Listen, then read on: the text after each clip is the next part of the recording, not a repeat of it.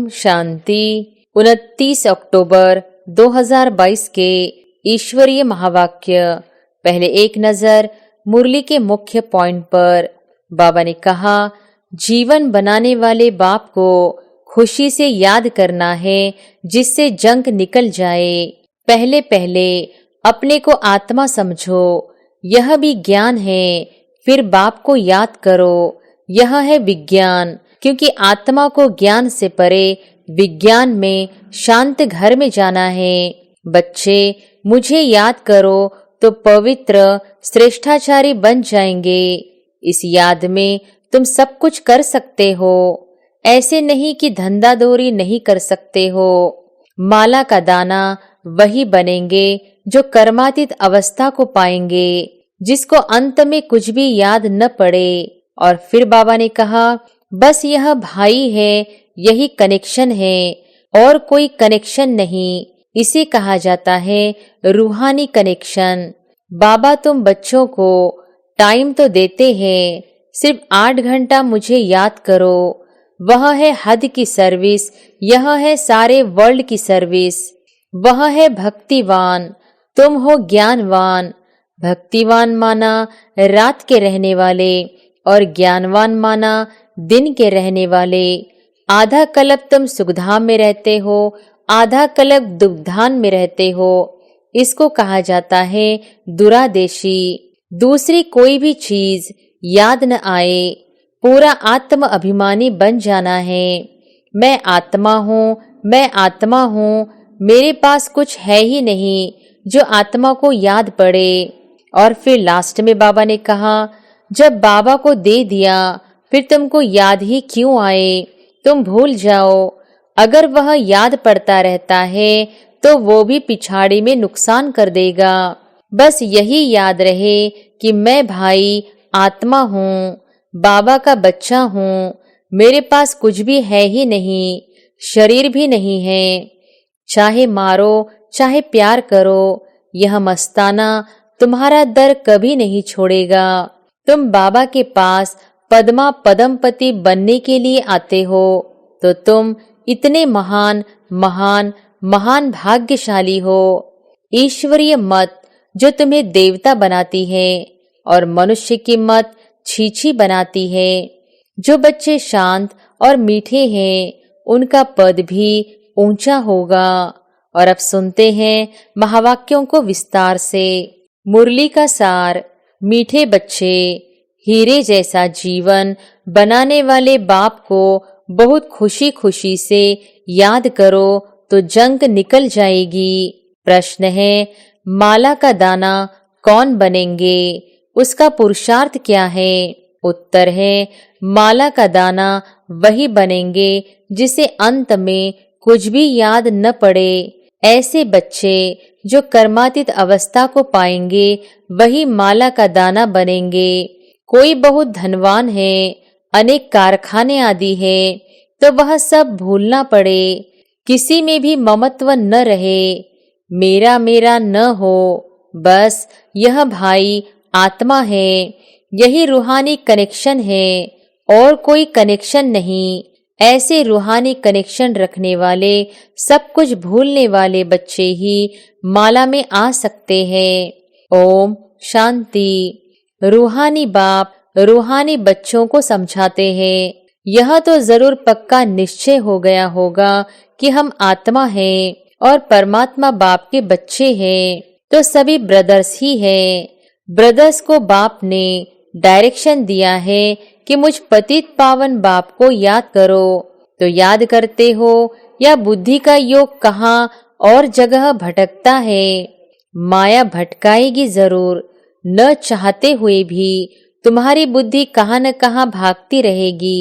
बच्चों के अंदर चलना चाहिए कि बाबा ने हमको सृष्टि चक्र का ज्ञान दिया है, 84 जन्मों की कहानी पढ़ाई है। यह 84 का चक्र पूरा हुआ है, हम फिर से घर जाते हैं। अनेक बार हम याद की यात्रा से पवित्र बन करके घर गए हैं। तुम्हारी बुद्धि में आता है कि हम सब भाई भाई हैं, इसमें जिस्म की कोई बात ही नहीं है। तुम जिस्म को याद नहीं करो, सिर्फ हम आत्मा हैं। हम ही पावन सतोप्रधान थे, अब पतित बने हैं, तो हीरे जैसा जीवन बनाने वाले बाप को खुशी से याद करना है, जिससे जंग निकल जाए। तो बाप समझाते हैं, बच्चे पहले पहले अपने को आत्मा समझो, यह भी ज्ञान है। फिर बाप को याद करो, यह है विज्ञान। क्योंकि आत्मा को ज्ञान से परे विज्ञान में शांत घर में जाना है। आत्मा का स्वधर्म भी शांत है और घर भी शांत है। तो पहले हमको वहां पहुंचने का है। बाबा भी वहां से आए हुए हैं, परंतु मनुष्यों को इन सब बातों का पता नहीं है। यह पारलौकिक बाप सन्मुख बैठ करके समझाते हैं, बच्चों मैं परमधाम से तुम बच्चों के पास आया हुआ हूँ। ड्रामा के प्लान अनुसार क्यों आया हूँ? तुमको वापस ले जाने के लिए। अभी तुम पतित विकारी हो गए हो, जन्म जन्मांतर विकार से ही पैदा हुए हो, इसलिए भ्रष्टाचारी कहा जाता है। तो हम भ्रष्टाचारी से श्रेष्ठाचारी कैसे बने, यह बाप समझाते हैं। बच्चे मुझे याद करो तो पवित्र श्रेष्ठाचारी बन जाएंगे। इस याद में तुम सब कुछ कर सकते हो, ऐसे नहीं कि धंधा दोरी नहीं कर सकते हो। बच्चे बाप से पूछते हैं, बाबा माला के दाने कौन बनेंगे? बच्चे माला का दाना वही बनेंगे जो कर्मातीत अवस्था को पाएंगे, जिसको अंत में कुछ भी याद न पड़े। कोई बहुत धनवान है, अनेक कारखाने आदि हैं, तो वह सब भूलना पड़े। तुम्हारे पास तो कुछ भी नहीं है। तुम जानते हो हम बाप के बच्चे हैं, भाई हैं। हमारा किसी में भी ममत्व नहीं है। मेरा मेरा तो नहीं है ना, बस यह भाई है, यही कनेक्शन है और कोई कनेक्शन नहीं। इसे कहा जाता है रूहानी कनेक्शन। इतनी सारी आयु तो देह ही याद आई, आत्मा तो किसको याद ही नहीं आई। यह भी ड्रामा बना हुआ है। तो यह बातें बाप समझाते हैं और पावन बनने के लिए पुरुषार्थ कराते हैं। बाबा तुम बच्चों को टाइम तो देते हैं, सिर्फ 8 घंटा मुझे याद करो। वह है हद की सर्विस, यह है सारे वर्ल्ड की सर्विस। जरूर खाएंगे, पिएंगे, सोएंगे, घूमेंगे, सारा दिन तो कोई याद भी नहीं कर सकते। तुम बरोबर अभी बेहद की सर्विस करते हो। जैसे बाप विचार सागर मंथन करते हैं, ऐसे तुम बच्चों को भी मंथन करना सिखलाते हैं।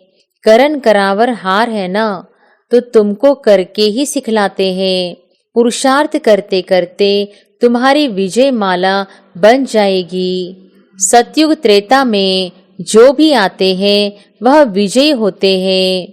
फिर सब एक्ट्रेस इस नाटक में पार्ट बजाने के लिए नंबरवार आते हैं। सब इकट्ठे तो नहीं आ जाएंगे।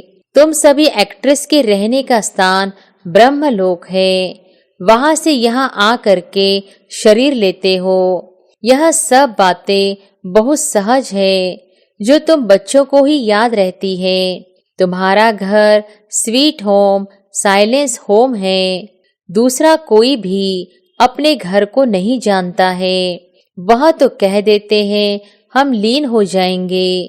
जैसे सागर से बुदबुदा निकलता है फिर उसी में समा जाता है, ऐसे हम भी उस ब्रह्म में लीन हो जाते हैं। फिर कह देते हैं जहाँ देखो वहाँ ब्रह्म ही ब्रह्म है। वो ब्रह्म को ही ईश्वर समझते हैं, इसलिए तुम्हारी बातें उनकी बुद्धि में बैठती नहीं है। तुम उनको उल्टा समझेंगे, वो तुमको उल्टा समझेंगे, क्योंकि उनका धर्म ही अपना है। परंतु तुम जानते हो सभी आत्माएं शांति धाम में जरूर जाएंगी। बाकी हर एक आत्मा को अपना अपना पार्ट मिला हुआ है। इसको ही तो वंडर कहते हैं। तुम बच्चे अभी कितनी महीनता में जाते हो। आत्मा कितनी छोटी है, कैसे पार्ट बजाती है। तो यह ज्ञान जैसे बाप के पास है, वह ज्ञान का सागर है, ऐसे तुम बच्चों के पास भी है। तुम अभी ऐसे ज्ञानवान बनते जाते हो। वह है भक्तिवान, तुम हो ज्ञानवान। भक्तिवान माना रात के रहने वाले और ज्ञानवान माना दिन के रहने वाले। आधा कल्प तुम सुखधाम में रहते हो, आधा कल्प दुखधाम में रहते हो। इसको कहा जाता है दुरादेशी। तुम्हारी बुद्धि अभी बहुत दूर दूर जाती है। हम आत्मा स्वीट होम ब्रह्मांड के रहने वाले हैं। बाप इस मनुष्य सृष्टि का बीज रूप है, क्योंकि वह नॉलेजफुल है। उनको झाड़ की नॉलेज है। तुम अभी शरीर का भान मिटाने के लिए अपने को आत्मा समझते हो। दूसरी कोई भी चीज याद न आए, पूरा आत्म अभिमानी बन जाना है। मैं आत्मा हूँ, मैं आत्मा हूँ। मेरे पास कुछ है ही नहीं जो आत्मा को याद पड़े। गाया जाता है अंत काल जो सिमरे।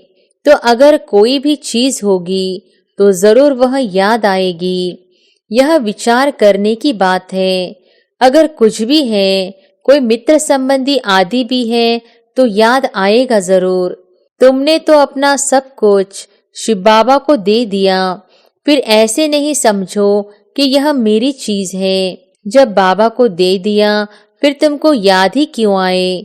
तुम भूल जाओ। अगर वह याद पड़ता रहता है तो वो भी पिछाड़ी में नुकसान कर देगा। अभी तुमको यह सब नई नई बातें मिलती हैं। पुरानी कोई भी चीज तुम्हारे पास नहीं है। जैसे पुरानी चीजें सब करने घोर को दे देते हैं ना, ऐसे तुम भी अपना सब कुछ दे देते हो, फिर याद नहीं आना चाहिए।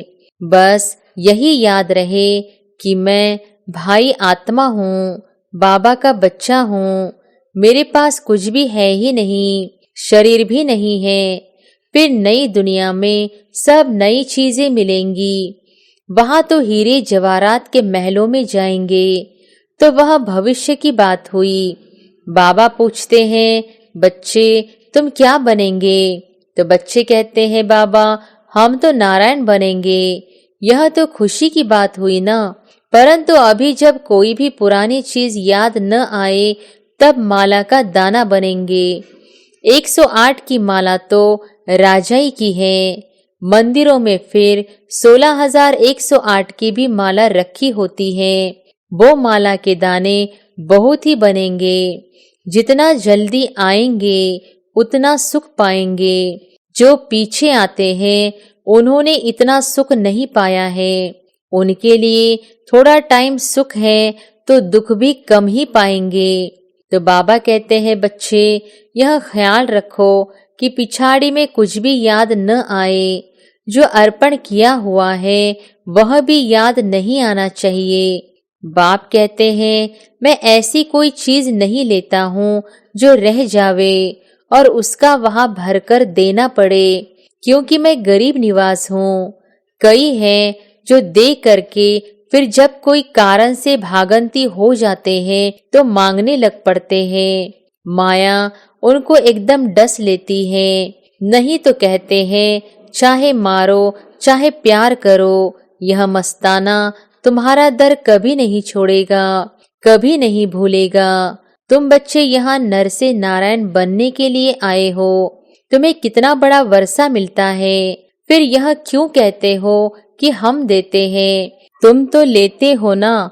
कौन कहता है कि तुम कुछ दो, बाकी कोई एक पैसा भी देंगे तो वहां उनके लिए महल बन जाएगा। जैसे सुदामा ने चावल मुट्ठी दी तो बच्चे सुदामा मिसल दाल चावल ले आते हैं, समझते हैं कि हमको महल मिल जाएंगे। ऐसे बच्चों पर बाप बहुत खुश होते हैं। वाह, इनके नई दुनिया में महल बनने वाले हैं, क्योंकि बहुत प्यार और सद्भावना से ले आते हैं। अहो भाग्य, ऐसे बच्चों का बहुत ऊंचा पद पाएंगे। अभी ड्रामा के प्लान अनुसार बाबा और तुम बच्चों की कदम कदम वही चाल चलती है जो कलप कलप चली है। तुम्हारे कदम कदम में पदम है। देवताओं के पैर में पद्म दिखाते हैं तो इसका भी कोई अर्थ होगा ना। अभी तुम्हारी पद्मों की आमदनी होती रहती है। तुम बाबा के पास पद्मा पद्मपति बनने के लिए आते हो तो तुम इतने महान महान महान भाग्यशाली हो। परंतु उसमें भी फिर नंबरवार पुरुषार्थ अनुसार है। तुम्हारा पुरुषार्थ कल्प कल्प वही ड्रामा के प्लान अनुसार चलता है। जैसे कि ड्रामा तुमको पुरुषार्थ कराता रहता है, ईश्वर भी ड्रामा के अनुसार तुम्हें मत देते हैं। तो ड्रामा के वश हुए ना। फिर यह ड्रामा किसके वश है?